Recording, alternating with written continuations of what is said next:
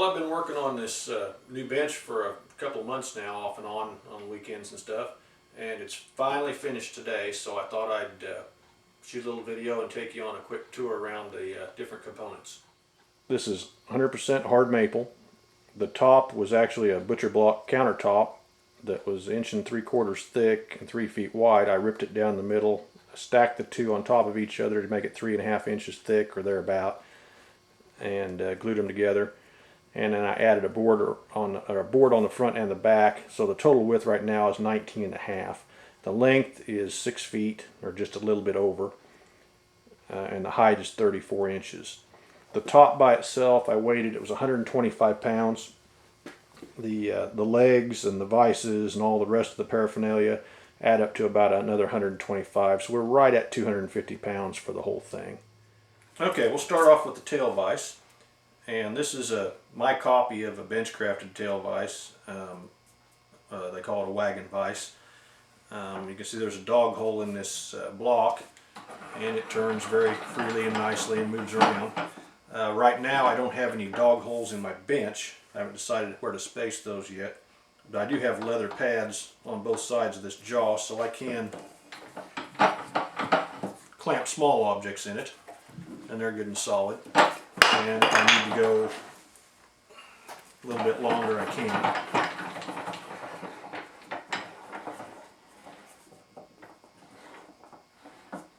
And I have actually used this while I was still building the bench, before the legs were even on it, and it works really slick. The knobs are not much that I made. They're kind of ugly, but they're short and do the job, and they won't stick out too far and cause any problems when you're walking around the bench.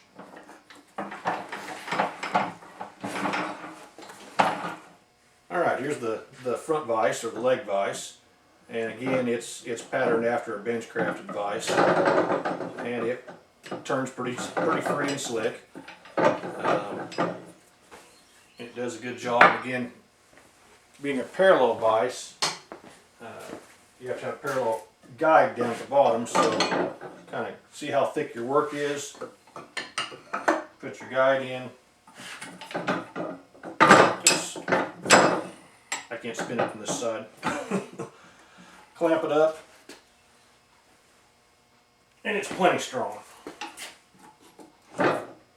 It's got leather line on both of the vise jaws. I think I've got 39 holes in that parallel guide. It'll open much farther than I'll probably ever need to use it. It can go about to there, which is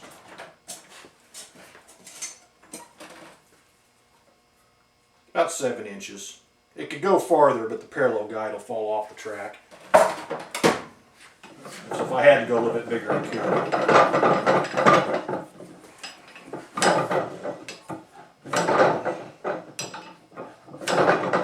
I'm spinning a lot better left-handed. Oops, parallel guide hit.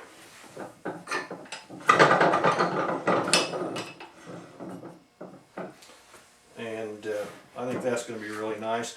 I also measured down to the top of the screw here, and I drilled a hole in the other leg so I can put a dog or a holdfast in this case. So if I need to support long work, and if it's wide enough to sit above the top of the bench, I can set it pretty much level across those two. So I think that'll probably come in handy, and if not, I can flip the holdfast around and clamp something shorter and keep it parallel to the top of the bench.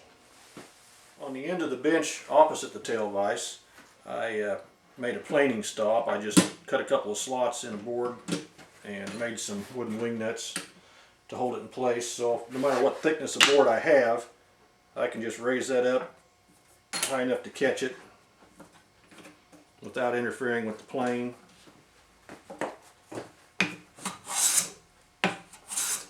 And we're good to go. So I think that'll be a handy feature. And I'm done. Just let it drop back below the surface of the bench, and we can put longer stock hanging off the end if we need to. I'll zoom in and show you some of the joinery details. right down here in the corner. Well, if I hold my camera still, you can see the pegs. Put 2 pegs in each tenon, and these are drawboard. I only offset the holes about 1/32 of an inch. Since this is hard maple, I didn't think it would give very much. I turned my own pegs out of scrap that was left over from the bench. They're 3/8, and these tenons are about 2 3/4 into the leg, and I put the pegs about an inch from the joint, and that's on every tenon. Here's one of the through tenons on the front by the vise. I got a pretty good fit on the mortise and tenons. It's a little bit of an illusion though, because I drove wedges anywhere I could see a crack of space, just really thin wedges, and after the glue is in, and it tightened things up and really makes it look good. Here's a close-up shot of the front stretcher. I put my little logo on there and the year so that I'll remember when I built it, and hopefully this will last a few generations, and my sister's kids will have it, and maybe their kids. The finish I used on it is the one that Christopher Schwartz recommends in his workbench book.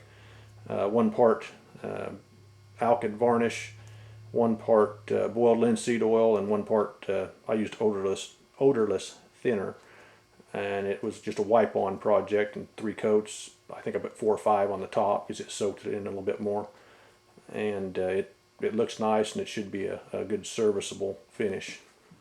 Well, I hope you've enjoyed this look at my bench. I certainly enjoyed building it, and I'm sure I'll enjoy using it over the next many years.